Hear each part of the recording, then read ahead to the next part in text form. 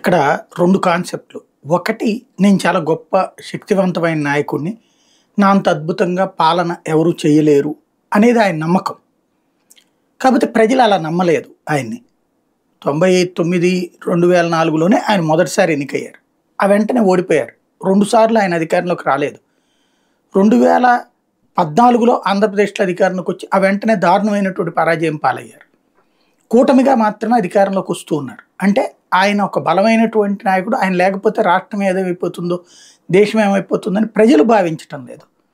అలాంటి పరిస్థితి వచ్చినప్పుడు 2 కాన్సెప్ట్‌లు ఉండాలిక.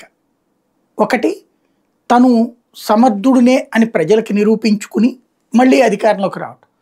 లేదు, తను అంత పెద్ద సమర్థత ఉన్నా లేకపోయినా సరే పర్వాలేదు, అదే అవతల ఉన్నటువంటి వ్యక్తి దుర్మార్గుడు కాబట్టి అతనితో కంపేర్ చేసుకుంటే నన్ను ఎన్నుకుంటాం బెటర్ మీరు అన్నటువంటి విధానాన్ని ఇక్కడ అవలంబిస్తున్నారనమాట. అంటే ప్రత్యర్థిని దుర్మార్గుడిగా చూపెట్టి అధికారంలోకి రావడం అనే తంత్రం ఫ్రమ్ ద బిగినింగ్ చంద్రబాబు గారి నరనరాన అలవాటై ఉన్నటువంటి అంశం.